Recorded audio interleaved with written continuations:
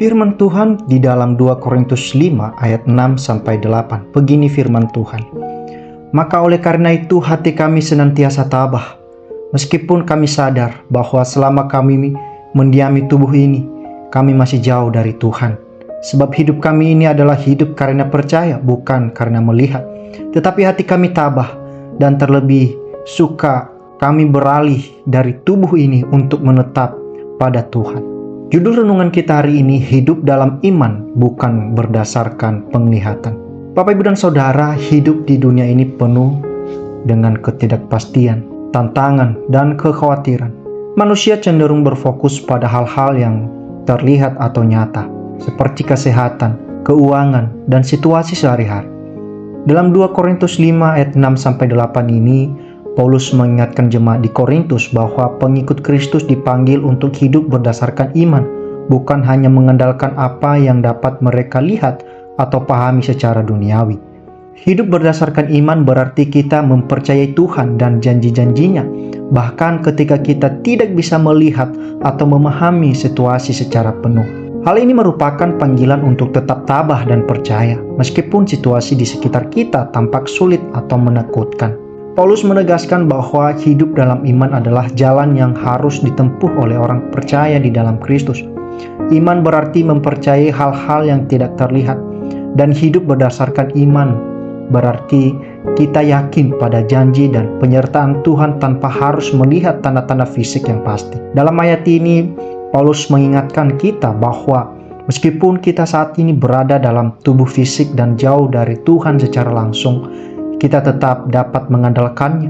Iman memberi kita keberanian untuk terus melangkah dan meyakini bahwa Tuhan ada bersama kita, dan bahwa hidup kita dalam tubuh ini adalah sementara. Dalam kehidupan kita sehari-hari, kita seringkali menghadapi situasi yang membuat kita ragu dan takut, terutama ketika kita tidak melihat jalan keluar atau solusi yang jelas.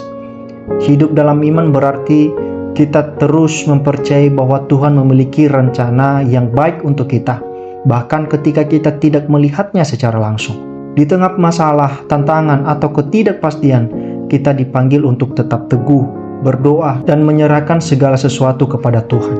Ingatlah bahwa Tuhan bekerja dalam segala hal untuk mendatangkan kebaikan bagi mereka yang mengasihinya.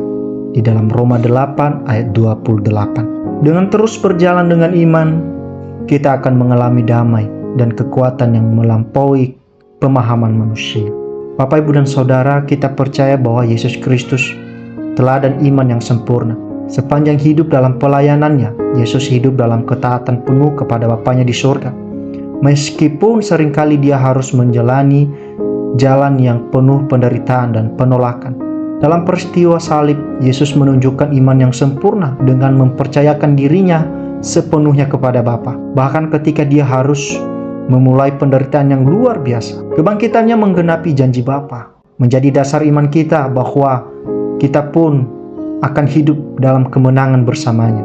Yesus menunjukkan kepada kita bahwa iman kita bukan mempercayai janji Tuhan, tetapi juga berjalan di dalamnya, meskipun jalan itu penuh tantangan. Hidup dalam iman bukan berdasarkan penglihatan, tetapi panggilan bagi setiap orang percaya.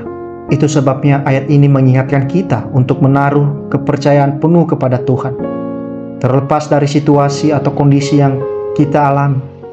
Meskipun kita tidak selalu dapat melihat atau memahami rencana Tuhan, tetapi kita dipanggil untuk hidup dengan iman dan keberanian, karena iman memberi kita kepastian bahwa Tuhan ada bersama kita di setiap langkah.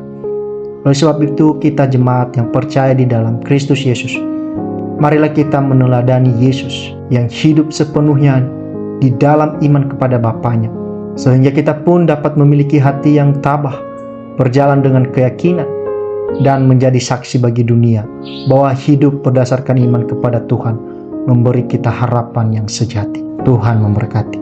Amin.